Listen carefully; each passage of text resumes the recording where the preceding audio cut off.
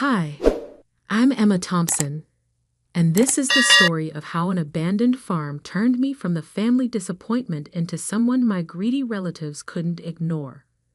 Sometimes the greatest treasures are hidden in the places others consider worthless. I still remember the day of the will reading like it was yesterday. The mahogany-paneled law office felt suffocating as our family lawyer, Mr. Harrison, adjusted his glasses and began reading my parents' final wishes. The tragic car accident that took both of them had left a $50 million fortune to be divided between my sister Sarah and me. Or so I thought. To our beloved daughter Sarah, Mr. Harrison read, "We leave our investment portfolio, the family mansion, and all liquid assets." Sarah's perfectly lipsticked mouth curved into a triumphant smile. To Emma, he continued, his voice softening slightly, "We leave Grandpa Thompson's old farm property in Montana." The room fell silent. Then Sarah's laughter shattered it. "A farm?" she sneered, her designer bracelet jingling as she waved dismissively. "Oh, this is perfect." Little Emma always did prefer playing in the dirt to attending charity galas. I sat there, stunned. The 200-acre farm had been abandoned for 20 years, ever since Grandpa passed away. Dad had always called it worthless, refusing to even visit it. Now it was my only inheritance. "There must be some mistake," my Aunt Patricia interjected, her face pinched with concern that wasn't for me.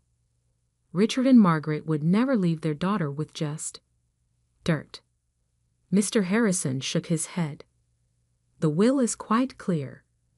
The farm, including all structures and contents, belongs to Emma."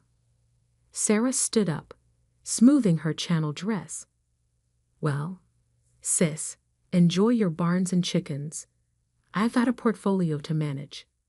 She paused at the door, her smile cruel. "Don't worry, if you need a loan, I'm sure we can work something out. After all, what's family for?" I left the law office that day with a single manila envelope containing the farm's deed and keys. 20 years of dust coated everything when I arrived at the property the next day. The main house was a weathered 2-story structure that had seen better days, but it was the massive old barn that caught my attention. Grandpa Thompson had been an odd man, brilliant but eccentric. He'd made his fortune in mining engineering before retiring to this farm, where he spent his last years tinkering in that barn. Dad always said the old man had lost his mind, wasting his genius on a worthless piece of land. The barn door groaned as I pushed it open. Sunlight filtered through gaps in the wooden walls, illuminating decades of cobwebs. Old farming equipment sat rusting in corners. But something felt off about the space. The dimensions didn't quite match the exterior. I remember following Grandpa here as a child, watching him disappear for hours behind a hidden door. Our little secret, he'd whisper, winking. After his death, no one could find that door. Dad searched briefly before declaring it another of his father's delusions.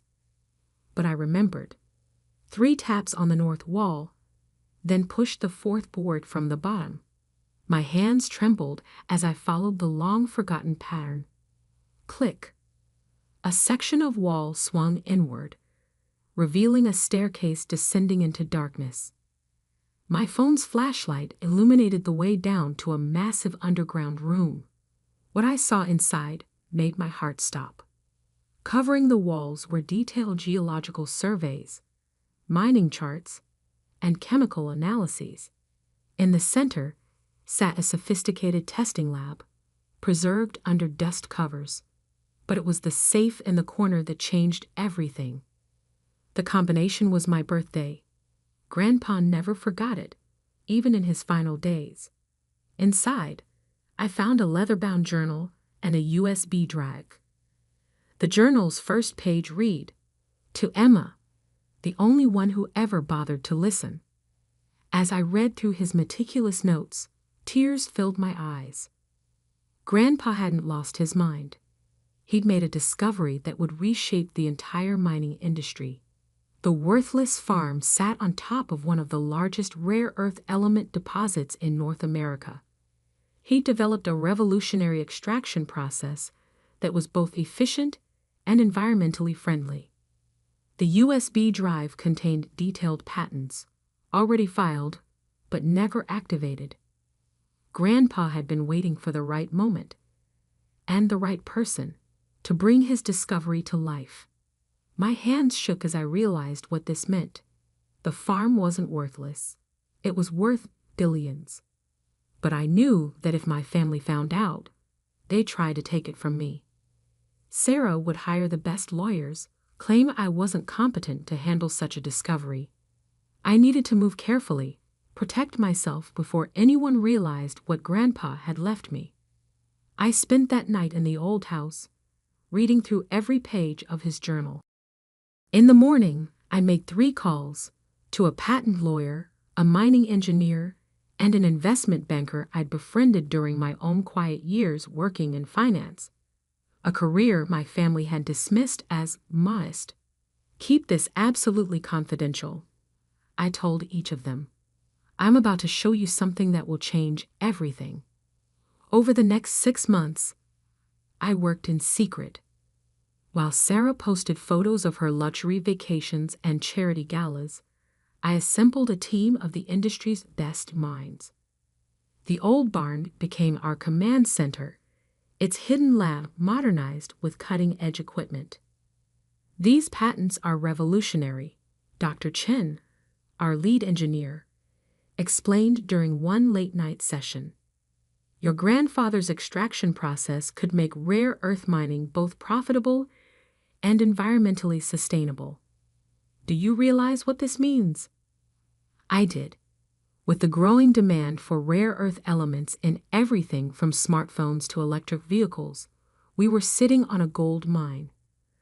Literally and figuratively. We'd incorporated Thompson's sustainable resources quietly through a series of shell companies. I used my savings from years of careful investing to fund initial operations. Every step was calculated to keep my family in the dark. Then came Sarah's wedding, a lavish affair at the family mansion. I almost didn't attend, but I knew my absence would raise questions. "Oh, Emma," Sarah exclaimed with false warmth when I arrived. "How's farming going?"